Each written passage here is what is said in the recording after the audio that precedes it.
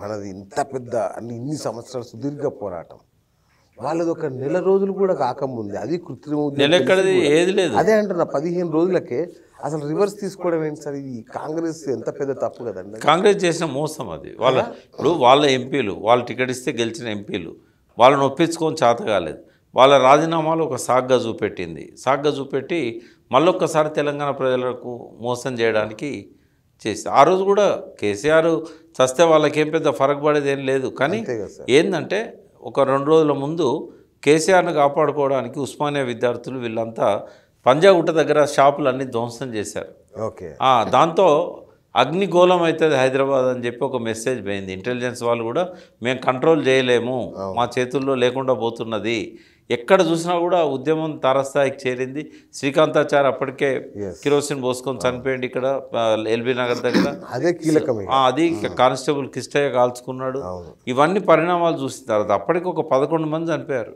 December 9 ప్రకటన వచ్చే నాటికే 11 మంది చనిపోయారు.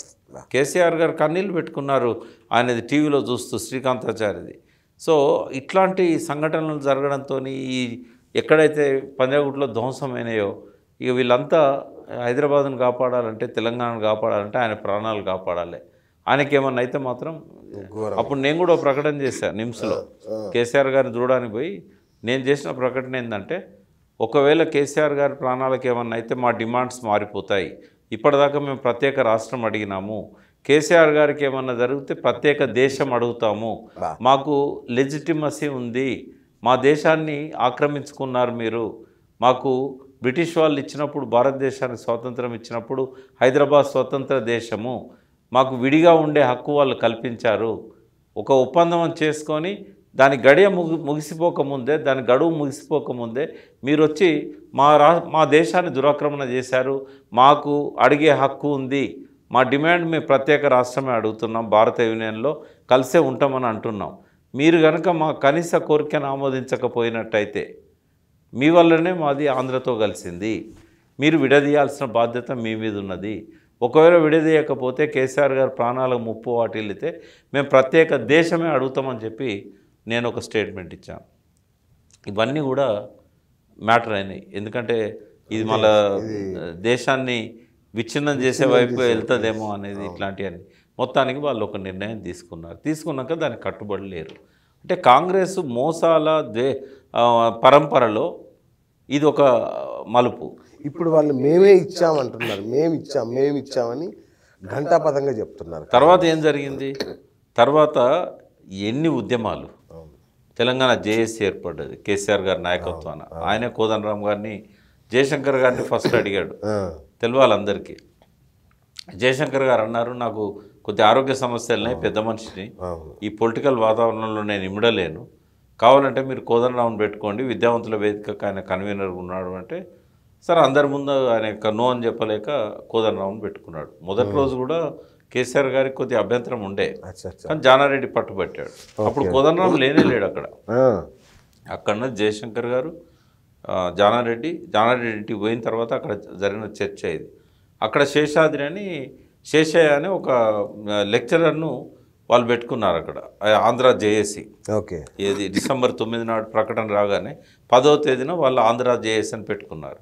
అక్కడ ఒక ప్రొఫెసర్ నాడు కదా, మనకు కూడా ప్రొఫెసర్ నాడు అని ఇట్లా పెట్టుకున్నారు. కానీ ఆ ఉద్యమ కాలం అంతా కూడా మొత్తం ప్రజలు, అంటే దాదాపు 2.5 కోట్ల మంది ప్రజలు ఈ ఉద్యమంలో పాల్గొన్నారు. కిండర్ గార్టెన్ స్కూల్ పిల్లవాడి దగ్గర నుంచి జ్యుడిషియల్ ఆఫీసర్ వరకు, చిత్తు కాగితాలు ఏరుకునే వాడి దగ్గర నుంచి, శవాలను కాల్చే కాటి కాపర్ల దగ్గర నుంచి ప్రతి ఒక్కరి ఉద్యమంలో పాల్గొన్నారు. తెలంగాణ అంతా కూడా భగ్గుమన్నది. సకల జనుల సమ్మె 42 రోజులు, సహాయ నిరాకరణ ఉద్యమం ఉద్యోగస్తులు చేసింది. సింగరేణి బంద్ అయిపోయింది, బొగ్గు తీయడం బంద్ అయిపోయింది, దేశానికంతా కోల్ సప్లై బంద్ అయిపోయింది, రైలు రోకోలు, బస్సు బందులు, తర్వాత మిలియన్ మార్చులు, సాగర హారాలు, ఇవన్నీ కూడా ఒక చరిత్రను సృష్టించినాయి. ఒక మహోద్యమం ఎన్ని రూపాలు తీసుకుంటుందో, చరిత్ర ఎరుగని రూపాలన్నీ కూడా తెలంగాణలో ఆవిష్కృతమైనాయి. అన్నిటి వల్లనే తెలంగాణ వచ్చింది. అందులో ప్రధానమైన ఘట్టం ఏంటంటే 1000కి పైన బలిదానాలు. కరెక్ట్. ఆమెను కదిలించిన సంఘటనలు ఏంటంటే, పార్లమెంట్ ఎదురుగా చెట్టుకు పెద్దమంగళారం యాదిరెడ్డి 4 పేజీల లేఖ సోనియా గాంధీకి రాసి అక్కడే ఆత్మహత్య చేసుకున్నాడు. ఆ చర్చ జరుగుతున్నప్పుడు చిదంబరం పరుషమైన పదాలు వాడితే బెల్లంపల్లిలో శ్రీకాంత్ అనే యువకుడు ఆత్మహత్య చేసుకున్నాడు. ఆయన ఎందుకు చనిపోయిండో తెలియదు, కారణాలు చూస్తాం మేము అది ఇదని లైటర్ వేళ చిదంబరం హ్యాండిల్ చేసినప్పుడు యాదిరెడ్డి తెలంగాణ కోసం చనిపోయిండు అనే దాన్ని దాస్తున్నావు, నువ్వు పక్కదారి పట్టిస్తున్నావు. చూడు, నేను తెలంగాణ కోసం చనిపోరు అని చెప్తున్నావు కదా, నేను తెలంగాణ కోసం చనిపోతున్నా అని టీవీ చూసుకుంటూ మెయిల్ కొట్టి అల్లం నారాయణకు నమస్తే తెలంగాణ ఎడిటర్కు అప్పటిదప్పుడు ఆయన సూసైడ్ చేసుకున్నాడు ఎమోషనల్గా. ఇట్లా ఉస్మానియాలో ఎంతోమంది పిల్లలు కాల్చుకొని చనిపోయారు, ఇషాన్ రెడ్డి ఇట్లా.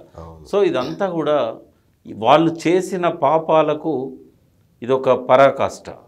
ఆ పాపాలకు ప్రాయశ్చిత్తంగానే సోనియా గాంధీ తెలంగాణ రాష్ట్రాన్ని ఆ రోజు ఇవ్వాల్సిన పరిస్థితి ఏర్పడ్డది.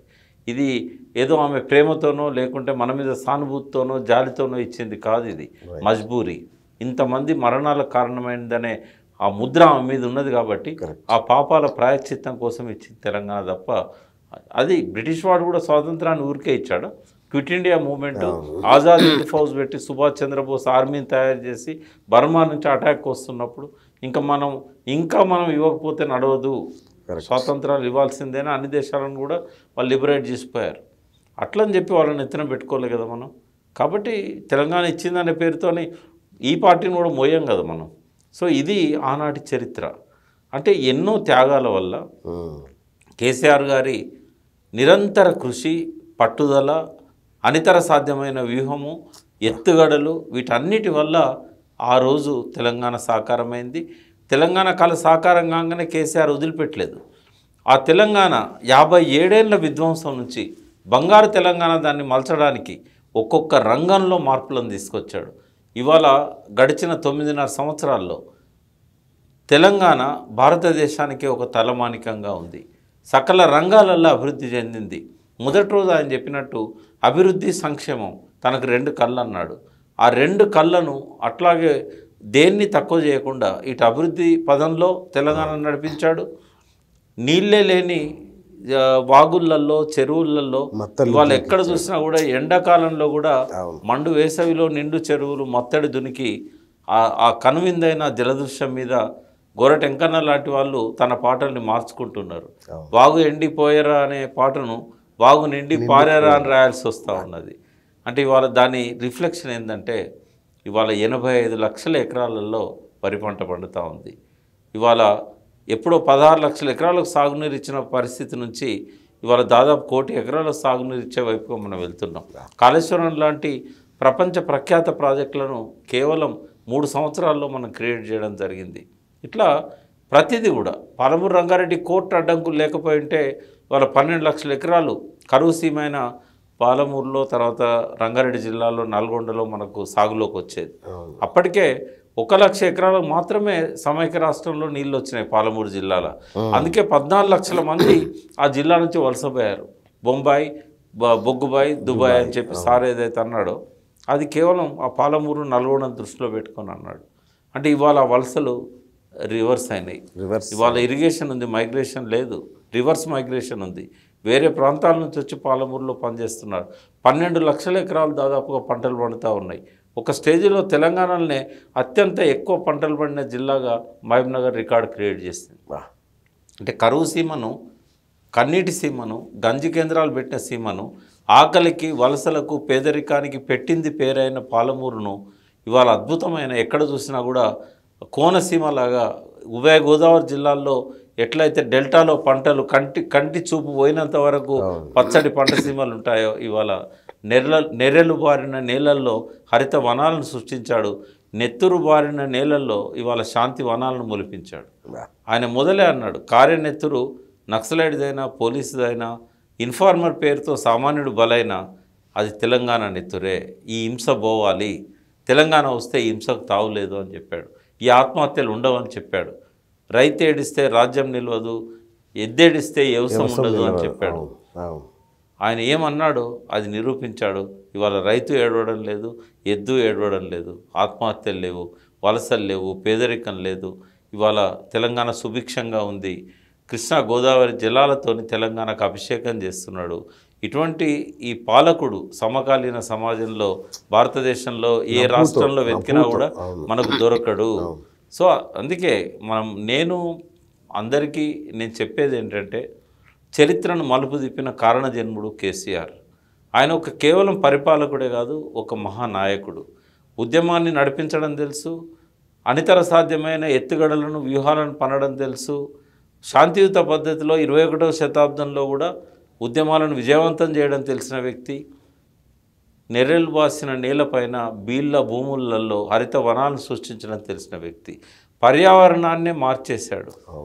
తెలంగాణలో ఇవాళ 1-2 డిగ్రీల టెంపరేచర్ తగ్గిందంటే ఆయన పెట్టిన 300 కోట్ల మొక్కలు ఇవాళ వృక్షాలైనాయి. అంటే అటువంటి 3% 4% గ్రీనరీ పెరిగింది. 7% గ్రీన్ కవర్ పెరిగింది. అంటే దేశంలో ఒక దిక్సూచిలాగా తెలంగాణ ఇదివరకు ఎట్లుండేది, what Bengals things today India things tomorrow అని చెప్పేటోళ్ళు. ఇవాళ తెలంగాణ అమలు చేస్తున్నది, దేశం అనుసరిస్తున్నది. అది అటువంటి నాయకుని కాలంలోనే అతనితో కలిసి నడిచే అవకాశం దొరకడం, ఆ పీరియడ్లో ఉద్యమంలో పాల్గొనడం, పరిపాలనలో కూడా భాగస్వామిని కావడం నేను చేసుకున్న అదృష్టం అని చెప్పి నేను భావిస్తాను. మీ సేవలేం తక్కువేం కాదు. అంటే ఇవాళ ఒక్కసారి నవంబర్ 29 గుర్తొస్తే ఆ దీక్షా దివస్, దానికి పూర్వాపరాలు ఇవి. నేను ఆ రోజు అక్కడ నిమ్స్ ముందే కూర్చున్నాం. ఆ ప్రకటన వెలువడిన రోజు కూడా అదొక అనిర్వచనీయమైన అనుభూతి. అసలు ఈ రోజు కూడా గుర్తు చేసుకుంటే కళ్ళు చెమ్మగిలుతాయి. వా, ఇట్లాంటి ఒక సందర్భం మనం చూసామా మన జీవితంలో? అంటే 69 ఉద్యమం చూసాం, అన్నీ ఎక్కడ చూసినా ఇక రాదు తెలంగాణ, అసాధ్యం, ఎవరికి కూడా ఎలాంటి హోప్స్ లేవు. రాజశేఖర రెడ్డి ఉన్నప్పుడు ఇంకా అసలు పూర్తిగా చచ్చిపోయిన సందర్భం. ఆయన మళ్ళీ రెండోసారి గెలిచిన తర్వాత ఇంకా అయిపోయింది. కేసీఆర్ పని అయిపోయింది, టీఆర్ఎస్ పని అయిపోయింది, ఉద్యమం పని అయిపోయింది అన్న సందర్భం అది. కానీ నేను ప్రకృతిని నమ్ముతా. ప్రకృతి ఏం చేస్తుందంటే, కొన్ని కోట్ల మంది ప్రజల ఆకాంక్షలకు ఎవరు అడ్డొచ్చినా కూడా నిలబడలేరు. మా ప్రకృతి కనికరించదు, తుడిచేస్తుంది. ప్రకృతి సహకరించింది కాబట్టి కేసీఆర్లో కూడా ఒక స్పిరిచువల్ లీడర్ ఉన్నాడు. ఆయన అదే పనిగా గంటలు, రోజులు, నెలలు ఒకటే సమస్య మీద ఆలోచిస్తూ ఉంటాడు. మనం కనీసం కొన్ని నిమిషాలు కూడా ఒక దాని మీద మనసు పెట్టలేము. సో అటువంటి ఒక ఆధ్యాత్మిక లీడర్, ఆయన స్పిరిచువల్ లీడర్గా నేను గుర్తిస్తాను. సో అటువంటి ఏక దీక్షతోని తెలంగాణ నడిపించాడు.